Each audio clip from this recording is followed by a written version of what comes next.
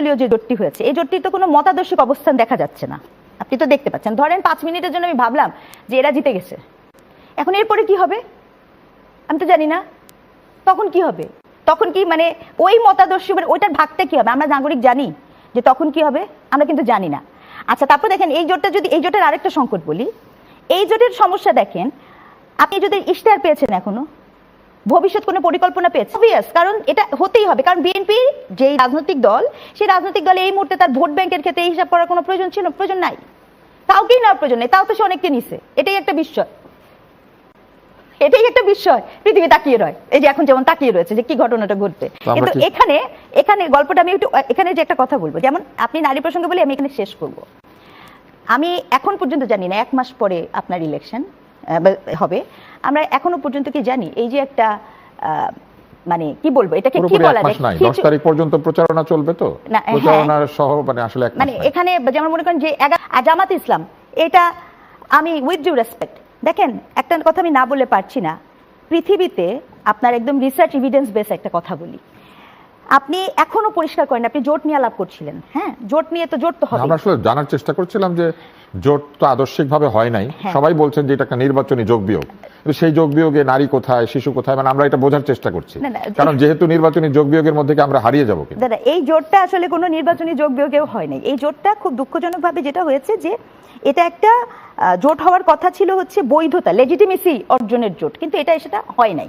এখানে জোট করা লাগে তাই মানুষ জোট করছে, এগুলো আমরা শুনি। কারণ মনে করেন যার সাথে আপনি নেগোশিয়েট করে মনে করছেন, ধরেন কোনো একটা পার্টি, ধরেন শরীফ ভাইয়ের পার্টি, শরীফ ভাই যদি ইলেকশন করছে না, আমার জন্য সেফ, উনাকে উদাহরণ দেওয়া, ধরেন আমি শরীফ ভাই এখন বিএনপির সাথে নেগোশিয়েট করলে আমি 120টা দল চাই করেছে, ওর অবস্থা তো একদম নতুন বোর মতো, কোড অ্যান্ড কোড, খুব প্রবলেমেটিক একটা কথা বলেছি, মানে কি বলবো কিছুই বলবো না আমি, ভোট আমার মানে চলে যাবে। এটা হচ্ছে এই পুরো প্রতিটি রাজনৈতিক দলের অবস্থান, এটা হচ্ছে একদম। এরপরে আসেন, এবার আপনি যে প্রসঙ্গটা বললেন যে নারী সংস্কার কমিশনের কথা, নারী সংস্কার কমিশন বাদ, ওগুলো নিয়ে আমার কোনো চিন্তা ভাবনা নাই। কারণ কি, আপনি খেয়াল করে দেখবেন খুব টেকনিক্যালি নারী প্রসঙ্গটি, হ্যাঁ, বড় দল বিএনপি এড়িয়ে যাচ্ছে। এটা এই জন্য এড়াচ্ছে না তারা যে এই বিষয়ে তারা সচেতন না, এটা এই জন্য এড়াচ্ছে কারণ তারা জানেন যে এটি এমন একটি সেন্সিটিভ জায়গাতে পৌঁছেছে, বাংলাদেশের যে মানুষ আছে সেই মানুষকে এমনভাবে এটি এই বিষয়ে কোনো কথা বললে আপনার তাদেরকে মিসগাইড করা সম্ভব। এই জন্য তারা এই বিষয় নিয়ে খুব একটা আলাপে নাই। কিন্তু তাই বলে যে তারা মনে করে না তা তো না, কারণ আপনি যে মাসুদ কামাল ভাই বললো জামাত ইসলামের কথা, আমার প্রশ্ন হচ্ছে বিএনপিতে কি নারী নেত্রীর অভাব পড়ছিল? তাদের নমিনেশনের অবস্থা এরকম কেন? ডে 1 থেকে আমরা জানি যে বিএনপি এবার ইলেকশনে মেয়েদের অবস্থা এরকম হবে। এনসিপি সদ্য গঠিত দল, তার নারীদের অবস্থা কোথায় গেছে? তার নারী নেত্রীদেরকে নিয়ে বট বাহিনী থেকে শুরু করে স্লাট ট্রিমিং থেকে শুরু করে নানা ধরনের ট্রলিং হয়েছে, কি অবস্থান নিয়েছে তারা? সেক্ষেত্রে কি প্রতিবাদটা করেছে? এবং এনসিপির তো অবস্থা আরো ভয়ঙ্কর, কারণ এনসিপির অন্যতম মুখ্য সদস্য হাসনাত আব্দুল্লাহ সেই সমাবেশে উপস্থিত থেকে নীরবতা পালন করে। কোথায় লেখা আছে নারীকে পাবলিকলি অশ্রাব্য ভাষায় গালিগালাজ করা যাবে? তারা সেদিন চুপ ছিল। কেন ছিল? কারণ ভোটের বাজারে দর বেশি। বিএনপি যে কিনা বলে অনেক ভোট আছে, না আসতে ওটাতে তুষার ভাই এই প্রসঙ্গে কমিশনের যারা নারী তারা 8 ঘন্টা কাজ করে ঐক্যজোট নিয়ে কথা বলছি, তাদের কোনো পরিকল্পনা, তারা কি করবেন মানে এই বিষয়ে এসে, মানে তারা ক্ষমতায় আসছেন, আমি ধরে নিচ্ছি যে তারা ক্ষমতায় আসছেন, দেন হোয়াট টু ডু, কি করবে তারা? কি তখন আমি ঠিক জানি না, কারণ বাংলাদেশ জামাত ইসলাম বলেছিলেন, তাদের আমির মহোদয় বলেছিলেন যে আমরা মেয়েরা 5 ঘন্টা কাজ করব, বাকি সময় চলে যাব। এখন চলে যাবেন না, আপনার বাকি সময় সংসার পরিবার, সেখানে একই তো, মানে আমি কর্মক্ষেত্রে থাকবো না, তাই তো? তো এবং সেজন্য আমি নিশ্চয়ই টাকাও পাবো। পরে আবার এটাও শুনছিলাম যে আমাদেরকে বসে মানে টাকাও দিবে, কত আরামের মানে জীবন আমরা পেতে যাচ্ছি, খুব আনন্দ হয়েছে। এনসিপি কি একমত? ইসলামী ঐক্যজোট একমত? এলডিপি একমত? আচ্ছা, এটা যখন হবে, যেই রাষ্ট্রে, আমি এটাও বোঝার চেষ্টা করি, প্রায় যখন আপনি বলছেন, আপনি অত্যন্ত সৎ কথা বলেন, আমি এটা কথাই বলতে চাই, আপনি খুব সৎ, আপনি খুব নীতিমান, আপনার কোনো দুর্নীতি নাই। সম্ভবত আপনি যখন দুর্নীতিবাজদের সাথে বসে থাকেন এবং চুপ করে সেই দলেরই অংশ হয়ে যান, তখন আপনি কিন্তু দুর্নীতির পার্ট হয়ে যান। এই সহজ সমীকরণ কিংবা আওয়ামী লীগের না থাকাটাই কেবল একমাত্র বৈধ কোনো কারণ, সেটা আমরা মনে করি না। তবে আপনি যেটা বলেছেন 5% নারী প্রার্থী, এটা একটা বড় দল এবং আমাদের দেশনেত্রী, উনি তো অত্যন্ত নারী বান্ধব। আমরা এটা আশা আসলে করেছিলাম, তো যে এটা ভবিষ্যতে হয়তো এখান থেকে আমাদের দলটা বেরিয়ে আসবে সেটা আমরা মনে করি। আর ম্যানিফেস্টোর কথা বলছেন, আপনারা জানেন যে আমাদের দেশনেত্রীর এরকম শাহাদাত বরণ করেছেন, এবং সেই সময় আমাদের তার কিছুদিন আগেই যখন চেয়ারপারসন সাহেব উনি আসলেন 25শে ডিসেম্বর, তো সবকিছু মিলিয়ে আপনার ইশতেহারের কাজ চলছে। তবে ইন দি মিন টাইম আপনারা দেখেছেন যে আমরা নারীদের বেলায় যেমন ফ্যামিলি কার্ড, কিংবা কৃষকদের বেলায়, কিংবা স্বাস্থ্য, শিক্ষা, অর্থনীতি আলাদা আলাদা করে আপনারা একটু পরিকল্পনা দিয়েছেন। আমরা পরিকল্পনা দিয়েছি। এটা কেন আপনারা একসাথে করে না করবে, এটা কাজ হচ্ছে, সেটার কাজ চলছে। অনেক সময় অনেক আপনার আনপ্ল্যান্ড অনেক কিছু হয়ে যায়, তো ওলটপালট সংগঠন হিসেবে বিএনপি বড় দল হলেও আপনার আমাদের দেশনেত্রীর চলে যাওয়াটা, মৃত্যুবরণ করাটা একটা বিরাট বড় ধাক্কা। এটা আমাদেরকে অনেকটাই আপনার এলোমেলো যে করে দিয়েছে, এতে কোনো সন্দেহ নেই। তবে সেখান থেকে বেরিয়ে এসে সেই শোক, সেই শ্রদ্ধা আমাদের দেশনেত্রীর প্রতি, পূর্ববর্তী বক্তা বিএনপি ওনারা আর কি সবাই নেতিবাচক। আচ্ছা দেখেন, গণভোটটা আপনার এটাকে সামনে আনা, গণভোটটাকে প্রমোট করা, গণভোট এটা নিয়ে একটা ম্যাসিভ অ্যাওয়ারনেস তৈরি করা, এই বিষয়গুলো কি কেবল বিএনপির আপনার মনে হয়? আপনার মানে এটা কি, এটা তো আসলে কার এই দায়িত্বটা? মানে যেটা আমি আপনাকে উত্তরটা দেই তাহলে, গণভোট হচ্ছে মানুষ ভোট দিবে হ্যাঁ অথবা না, সেটা না। মানুষ ভোট দিবে হ্যাঁ অথবা না, সেটা তো ঠিক আছে। গণভোটের অ্যাওয়ারনেস শুধু এতটুকুই হবে যে মানুষকে আহ্বান করা হবে যে আপনি হ্যাঁ দিবেন না দিবেন, আপনি এসে ভোট দিবেন। হ্যাঁ বা না এর পক্ষে তো প্রচার করার কোনো কথা না। না আমি সেটা বলিনি, হ্যাঁ বা না। গণভোট বিষয়টার উপর কি কি থাকবে গণভোটে, কি রকম ব্যালট পেপারটা হবে গণভোটে, এমন তো না যে রোজ গণভোট হচ্ছে কি, কয়বার হয়েছে এর আগে অতীতে? 3বার। তো 3বার যদি হয় এটা 4th টাইম, তো এটার সাথে আমাদের পাবলিকের কি খুব সব জানা আছে যে কতগুলো বিষয়, অনেকগুলো প্রশ্ন, উত্তর থাকবে হ্যাঁ অথবা না। হ্যাঁ পক্ষে আমরা এখানে একটা অপপ্রচার চালানোর চেষ্টা করছে বিভিন্ন ওয়েস্টেড কোয়ার্টার্স, বিএনপির এগেইনস্টে আছে, দাঁড়িয়ে আছে তারা ওই একেবারে একসাথে একাট্টা হয়ে, হ্যাঁ আপনার ওই আমরা বলছি যে এটাতে হ্যাঁ হতে হবে, ওনারা অন্য মানুষজন বলছে বিএনপি তো চায় না গণভোটে হ্যাঁ জিতুক, বিএনপি তো না ভোটে। আমার তো মনে হচ্ছে যে পপুলারিটি আরো বাড়ছে, এবং এটা যত ভোটের সামনে যাবে এনসিপির পপুলারিটি আরো বাড়বে ইনশাল্লাহ। আর গণভোট নিয়ে বিএনপি আন্তরিক না, কারণ হচ্ছে আমরা মাঠে যখন কাজ করতে গিয়েছি, মাঠে কাজ করতে গিয়ে আমরা বারবারই আমাদের বিএনপির পক্ষ থেকে তাদের একদম তৃণমূলে মেসেজ দেওয়া আছে গণভোটে না প্রচার করার জন্য। আমরা সেটার বহু প্রমাণ আমাদের কাছে আছে, এটা আমাদেরকে শঙ্কিত করেছে। এবং বিএনপির পক্ষ থেকে এখন পর্যন্ত আনুষ্ঠানিকভাবে কিন্তু এই গণভোটে হ্যাঁ পক্ষে তাদের কোনো বিবৃতি এখনো নাই। ধরেন গণভোটে হ্যাঁ বলার যদি অধিকার থাকে, না বলার তো অধিকার, হ্যাঁ সেটা বলুক, তাহলে না বলারও যদি, মানে সেই জায়গাটাই আমরা বলছি হ্যাঁ যখন বলছে না এবং তৃণমূলে না এর একটা মেসেজ যাচ্ছে, তখন আমাদের মনে শঙ্কা আসছে যে তারা আন্তরিক না। আচ্ছা, আর এটা তো আপনারা এখন বুঝতে পারছেন, জোটে যোগ দেওয়ার আগেও বুঝতে পেরেছেন যে তারা জোটে যোগ, তখন তো তারা জোটে যোগ দেওয়ার আগে, আমি বলি আপনাকে, জোটে যোগ দেওয়ার অনেক আগে থেকেই না ভোটের ক্যাম্পেইন বিএনপির পক্ষ থেকে চলছে দেশের বিভিন্ন জায়গায়, তৃণমূল পর্যায়ে। এটা আমি আপনাকে বললাম, এটা বহু প্রমাণ আমাদের কাছে আছে, একদম তৃণমূলের যারা আছেন তাদের নেতাকর্মীদের নির্দেশনা দেওয়া আছে এটা, এবং তারা সেই হিসেবে প্রচারণা চালিয়ে যাচ্ছেন। এখন অনেকেই আবার বিএনপির অনেক নেতাকর্মী আবার এটার বিপক্ষেও আছেন, তারা অনেকেই হ্যাঁ প্রচারণা চালাচ্ছেন, এটাও সত্য কথা, এটাও অস্বীকার করবো না। কিন্তু এই ধরনের একটা প্রচারণা দলের পক্ষ থেকে যখন তৃণমূলে মেসেজ দেওয়া হয়, সেটা কিন্তু আসলেই শঙ্কাজনক। আর আপনি ইয়ের কথা, দুই পক্ষ সমর্থন করে, এটারও লোক দেখানোর সমর্থন, দুজনেরটাই। এই সনদের ব্যাপারে কোনো দলে আন্তরিক না, এটা বাদ কি বাদ আলাপ করতেছে। আমি একটা এক্সাম্পল দিয়ে বলি আপনাকে, তারা তো সিগনেচার করে আসছে। আমি একটা সিম্পল এক্সাম্পল দিই, যে সংসদে নারীদের মধ্যে কত শতাংশকে তারা মনোনয়ন দেবে। প্রথমে তারা মানে সরকারি যে সংস্কার কমিশন, তারা বলছিল 400 আসন হবে, 100 আসন করে ঘুরে ঘুরে আসবে, এইবার 100, আগামীবার 100, এরকম 4টা নির্বাচনের মধ্যে 400 আসনে মেয়েরা দিয়ে দিবে। এবং তারপরে সালাউদ্দিন সাহেব প্রস্তাব দিয়েছেন যে না, তার 3 দিন আলোচনা হয়েছে, 3 দিন আলোচনার পর সালাউদ্দিন সাহেব বলেছেন যে না, এটা 5% তারা দিবে। সনদইটা আছে, প্রথমে 5, তারপরে বাড়বে, তারপরে আবার বাড়বে, 133% মিনিমাম 5 দিবে। এবং সেটা এটাও বলা হয়েছে যে এই 2026-এর নির্বাচন থেকে হবে বলছে। সবাই সাইন করছে, 3টা দল ছাড়া, এই খেলাফত আন্দোলন, খেলাফত মজলিস, আর একটা বোধহয় নিজাম ইসলাম পার্টি, এই 3 জন ছাড়া আর সবাই এতে সিগনেচার করছে, সবাই এতে রাজি। তো এখন কোশ্চেনটা হলো কি, যে এরা তো আন্তরিক না কেউ। জামাত দিয়েছে 0%, কোথায় 5? জামাত থেকে নাই, জামাতের মজলিসে 91 জন নারী আছে, একজনও পছন্দ হলো না, একজনকেও পছন্দ হলো না আপনাদের। 0% জামাত, বিএনপি 3.6%, 10 জনকে দিচ্ছে মাত্র, 272-এর মধ্যে 10 জনকে দিচ্ছে। এটা হিসাব করে দেখেন আপনার 3.6% হয়। এনসিপির পক্ষে সম্ভব, কারণ তারা যদি 30টা আসন পায় 2 জনকে দিলেই কিন্তু হয়ে যাবে। হয়ে যাবে। নারী প্রার্থী তাদের দেখি আছে। কি হয়, হোক আগে।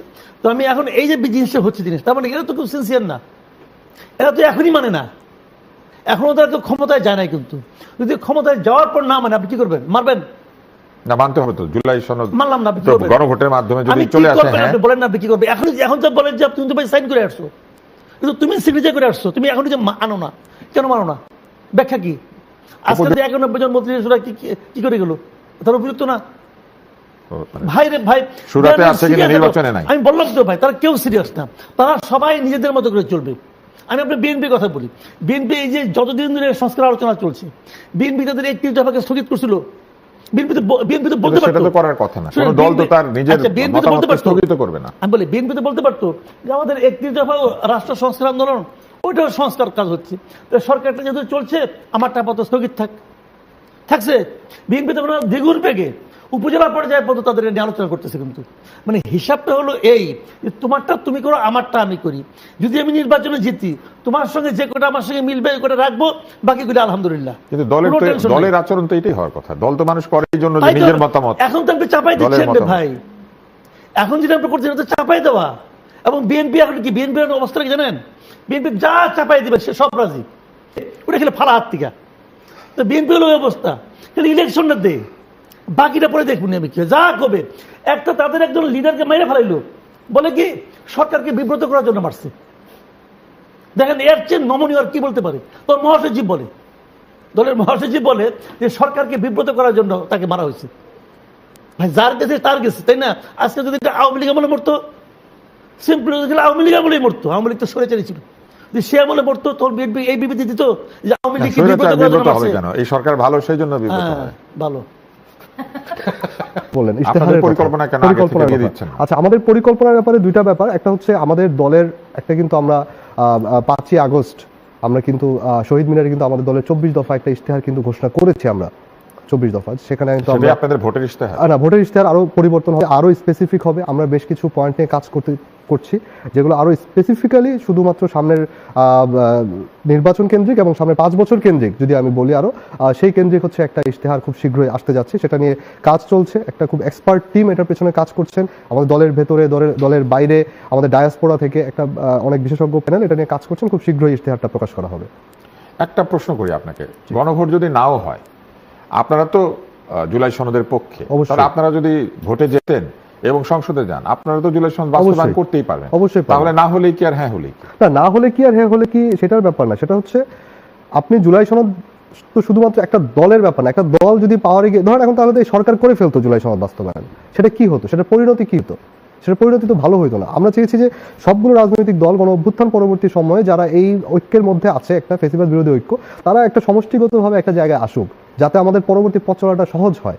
কিন্তু এককভাবে যদি কোনো সিদ্ধান্ত নিয়ে কোনো ধরনের পরিবর্তন করা হয় এই আমাদের যে রাষ্ট্র ব্যবস্থার মধ্যে, সেটার পরিণতি ভালো হবে না। সেটা কোনো না কোনো দল সেটার বিরোধিতা করবে, বিরোধিতা চরম আকারে যাবে। এবং রাষ্ট্র নিয়ে, ক্ষমতা নিয়ে যে আমাদের দ্বন্দ্বগুলো আসলে মূলত আমরা যদি দেখি পেছন থেকে, আমরা কিন্তু এই নিয়ে আমাদের যে মৌলিক সংস্কারের রূপরেখা কিন্তু কমিশনে দিয়েছি। আমরা স্পেসিফিক্যালি আমরা বলেছি যে কি কি সমস্যা আমরা দেখেছি আমাদের রাষ্ট্র ব্যবস্থার মধ্যে, যেটার কারণে বারবার ফেসিবাদ ফেরত আসছে। এবং আমরা এবারও কিন্তু সেম অবস্থাটা দেখতে পাচ্ছি যে এই জুলাই সনদ যদি বাস্তবায়ন না হয়, এই যে মিডিয়ার লোকজন গিয়ে তেলে মার্কা হাসি দিয়ে একটা দরবার বসানো হয়েছে, যে দরবারে গিয়ে দেখা করছে, লাইন দিয়েছে, এটা কিন্তু আমাদেরকে আরো আশঙ্কা জাগাচ্ছে যে এটা কি পরবর্তীতে আরেকটা নতুন ফেসিবাদ কায়েম করবে কিনা। সেই কারণে আমরা মনে করি সকল রাজনৈতিক দলের ঐক্যের মধ্যে দিয়ে যদি আমরা এটা করতে পারতাম, এটা আমাদের জন্য ভালো হতো, আমাদের দেশের জন্য ভালো হতো। আপনার কি মনে হয় যে মিডিয়ার কারণে ফ্যাসিবাদ? না, আমি মিডিয়া একটা উদাহরণ দিলাম। শুধু মিডিয়া না, ব্যবসায়ী থেকে শুরু করে এনএসআই প্রধান থেকে শুরু করে সবাই ওই দরবারে গিয়ে লাইন লাগাচ্ছে। এইটা আমাদের জন্য খুবই আশঙ্কা একটা বার্তা দেয় যে না, পরবর্তী বাংলাদেশটা তাহলে কেমন হতে যাচ্ছে। আমরা এই পাশে আসি। হেলাল ভাই, আপনি বলবেন যে অনেকগুলো অভিযোগ এসেছে, আমরা শুনেছি যে পরিকল্পনা নাই, নারীদের ব্যাপারে দৃষ্টিভঙ্গির বিষয় শুনেছি। আপনি শুধু একটু নারীদের ব্যাপারে আপনাদের দৃষ্টিভঙ্গিটা একটু পরিষ্কারভাবে বলেন, তাহলে তো নারীরা আশ্বস্ত হয়ে যায়। বলি, আমি অনেকগুলো কোশ্চেন আসছে তো আমি একটু বলি। যেমন গণভোটটা কেন লাগবে, কেন গণভোট দরকার ছিল? কারণ জনগণের প্রত্যাশা অনুযায়ী তো ফেসিবাদ চলে গেছে এবং এই সরকার বসছে আর কি। তাহলে এই জনগণই তো বসাইছে। আমরা যদি সবাই একমত হয়ে যেতাম, প্রত্যেকটা সংস্কারে একমত হয়ে গেলে কিন্তু গণভোটটা লাগতো না, এই সবগুলোই বাস্তবায়ন হয়ে যেত আগে। কিন্তু যখনই দ্বিমত এসে গেল তখনই জনগণের কাছে ছেড়ে দেওয়া হলো। দ্বিমত তো থাকবে। হ্যাঁ, এই জন্য জনগণের কাছে গণভোটের জন্য আমরা এখন যাইতে বাধ্য হলাম। এটা কিন্তু গণভোটে যাওয়া, তাহলে যাইতে হতো না, কারণ জনগণ চাইছিল এটা। আচ্ছা, এক নাম্বার। 2 নাম্বার, ওই আবার বিএনপি জনগণ না বললে তো অসুবিধা নাই, সংসদে যখন আপনাদেরকে জনগণ পাঠাবে এবং আপনারা যখন ক্ষমতায় যাবেন তখন আপনারা আপনাদের মতো করে আবার এটা বাস্তবায়ন করতে পারবেন। কিছু প্রবলেম আছে, সাংবিধানিক কিছু পরিবর্তনের জন্য যে পরিমাণ মেজরিটি দরকার সেটা যদি না আসে তাহলে কি করবেন? তখন সবাই এক হয়ে যাবেন। সবাই তো এক হলে তো এখনই হতো, সেটা হলে তো এখনই হতো। এটা হবে না দেখি তো ওই জায়গায় যাওয়া হচ্ছে। এই জন্য জনগণ দরকার আছে। আপা বলছিলেন যে আমরা অনেকের সাথেই জোট করেছি, আওয়ামী লীগের সাথে করেছি, জাতীয় পার্টির সাথে করেছি, বিএনপির সাথে করেছি। এই কথাগুলো আসলে একটু মানে সবার দিকেই লাগে। কিন্তু যেমন আওয়ামী লীগের সাথে আমরা কোনো জোট করিনি, কিন্তু আমরা 91 সালে একটা বিল এনেছিলাম, কেয়ারটেকার সরকার বিল। সেই বিল যদি অনুমোদন হয়ে যেত, পাস হয়ে যেত, তাহলে 91 সংসদে, জি 96 আপনারা যৌথ আন্দোলন করেছিলেন। 96 না, আমরা তারপরেই কিন্তু ধারাবাহিক আন্দোলনের কর্মসূচি দিয়েছি। আপনারা যৌথ আন্দোলন, পরবর্তীতে মাগুরার উপনির্বাচনে যখন ব্যাপক কারচুপি হলো এবং প্রধান নির্বাচন কমিশনার যখন পদত্যাগ করলেন, তখন আওয়ামী লীগ ওইখানে এসে যুক্ত হয়ে গেল যে এইটা আমাদের লাগবে, কেয়ারটেকার না হলে হবে না। তখন তারা আমাদের সাথে যুগপৎ আন্দোলন, আমরা তো জোট করিনি। কিন্তু এরপর বলতে জাতীয় পার্টির সাথে আমরা জোট করি। কবে জাতীয় পার্টি জোট করলাম? আমাদের 86 একটা ইলেকশনের একটা দোষারোপ করা হয়। ওই সময় কিন্তু সবাই একমত হয়েছিল যে আমাদের নির্বাচন করতে হবে। কিন্তু দেখা গেল যে বিএনপির ওই সময় যারা নির্বাচনে প্রার্থী হয়েছিল অনেকেই দুর্নীতির দায়ে নির্বাচনে হয়ে যায়, মানে বাতিল হয়ে যায়। তখন ওরা বললো যে আরে বড় বড় নেতারা বাতিল হয়েছে, আমরা কেমনে নির্বাচন করি? তখন ওনারা নির্বাচন বাদ দিয়ে দিলেন। এই ইতিহাসগুলো মানুষ জানেও না, এবং একতরফা বলে যে বিএনপি আর আওয়ামী লীগ মিলে জাতীয় পরিষদ ইলেকশন করেছে। ইলেকশন সবারই করার কথা ছিল, কিন্তু ওনারা মাঝখান দিয়ে সরে পড়ছেন। এরপরে আমরা তো 2001-এ জোট করেছি। এখন আমরা ওনাদের সাথে জোট করার কারণে আমাদের নেতাদের ফাঁসি হলো। আমাদের নেতাদেরকে রিমান্ডে নিয়ে দিনের পর দিন বলা হয়েছে যে স্যার জোট ভাঙিয়ে দেন, আপনারা আপনাদের মতো রাজনীতি করেন, বিএনপি রাজনীতি করুক, আমরা আমাদের মতো দেশ চালাবো, অসুবিধা কি? তা আমরা বলছি যে আমরা তো বুঝে শুনেই জোটটা করেছি, এবং আপনাদের ফর্মুলা অনুযায়ী আমাদের জোট ভাঙার দরকার। এত ত্যাগ স্বীকার করলাম, করার পরে এখন আমাদের মানে অবস্থাটা এই দাঁড়াইছে আর কি। যাই হোক, এই জন্য ওনারা বলতেছেন যে আমাদের সাথে জোট করে ওনাদের অনেক লস হয়েছে। লস তো আমাদেরও হয়েছে, আমাদের নেতারা ফাঁসি বরণ করেছে। এরপরে এখন বলা হচ্ছে যে মানে এই যে আওয়ামী লীগের কথা বললেন যে চাঁপাইনবাবগঞ্জ উদাহরণ দিলেন, এই উদাহরণ তো ফখরুল সাহেবও বলেছেন। ওনার এলাকায় উনি জনসভা করতে গিয়ে আওয়ামী লীগের লোকজন বলছেন আমাদের মামলা, উনি বলছেন মামলা আমি দেখে দেবো, অসুবিধা নাই, আপনারা নির্বাচনে সরকার গঠন করার পরে ভুয়া মামলা। হ্যাঁ, ওখানে কিন্তু ভুয়া শব্দটা উল্লেখ করা নাই। ওখানে বলা হয়েছিল যে ঠিক আছে, মামলার কথা বলছে, উনিও মামলার কথাই বলছেন। সবাই তো পরেই ব্যাখ্যা দেয়। আর এই ভুয়া মামলা আগে বলে ধরেন, ভুয়া মামলা কারা করছে বলেন? এই ভুয়া মামলা করলে তো ওনারাই করছে, আমরা করছি নাকি? বলুক উদাহরণ দেখতে জামাত কোনো ভুয়া মামলা করেছে? আপনারা কি কোনো মামলা করেছেন? আমরা জামাত হিসাবে কোনো মামলা করিনি। আমাদের যারা ভিকটিম, যারা মারা গেছে, যারা ক্ষতিগ্রস্ত হয়েছে, তারা মামলা করেছে। এখানে এরকম ভুয়া কোনো শব্দ এখানে নাই। এরপরে আরেকটা কথা বলা হয়েছে যে শরীফ ভাই বলছেন যে আমরা একটা ধর্মীয় আবয়ব দিয়ে জনগণের কাছে ভোট চাইতেছি। আসলে দেখেন, মানে সব দোষ খালি জামাত আর ধর্মীয় দল।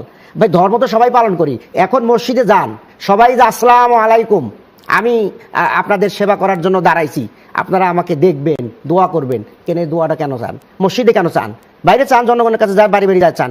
মসজিদে গেলে খুব মজা লাগে না? এক জায়গায় পাওয়া যায় সব লোকজন। মাহফিলে কারা যাচ্ছে বলেন তো? এখন তো এই যে শীতকালে মাহফিল হচ্ছে, খালি কি জামাত ইসলামের লোকে মাহফিলে যাচ্ছে? সব দলের নেতারাই মাহফিলে যাচ্ছে। এরপরে